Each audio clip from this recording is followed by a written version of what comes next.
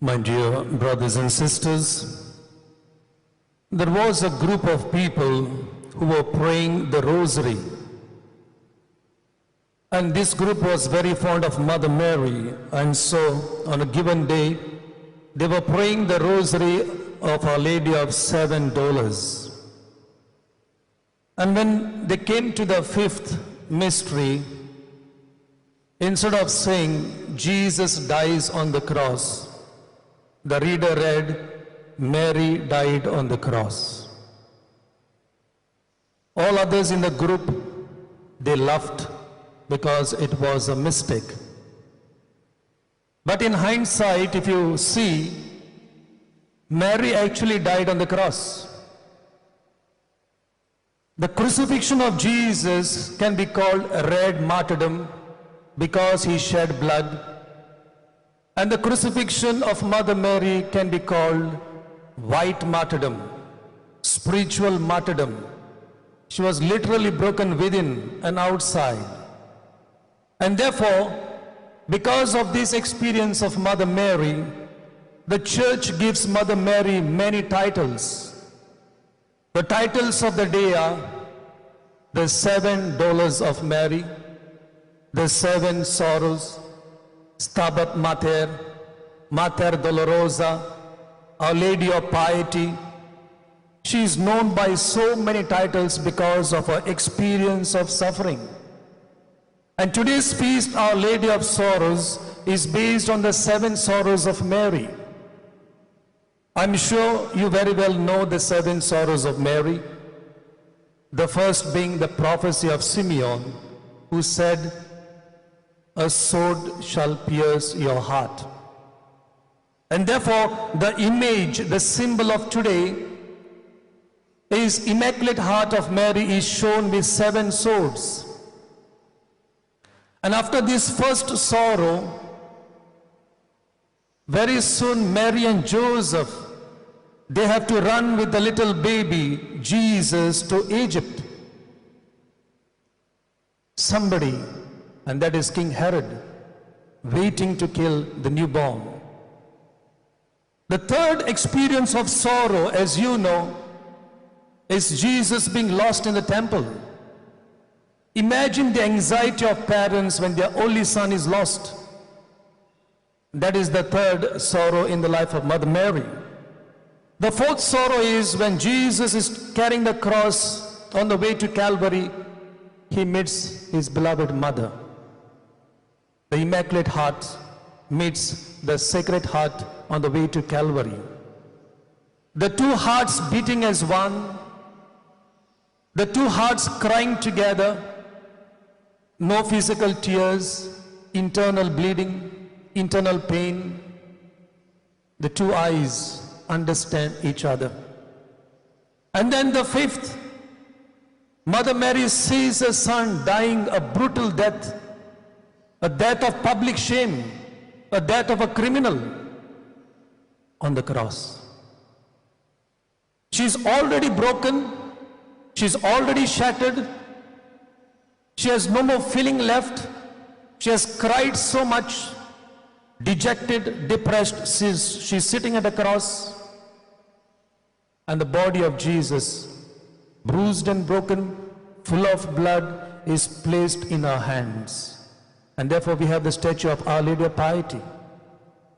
What a pain for a mother.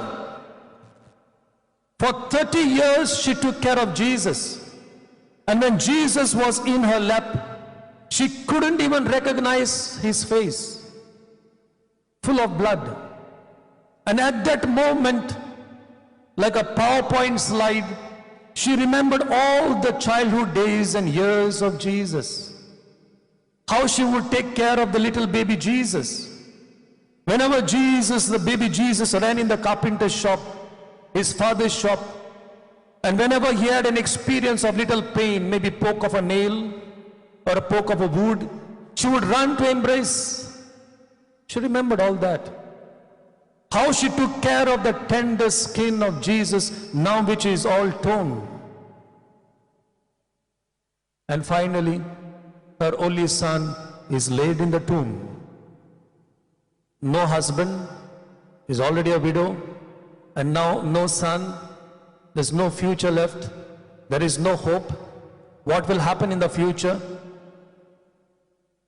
Because of all these tensions and sufferings, we call Mary Mater Dolorosa, Our Lady of Piety.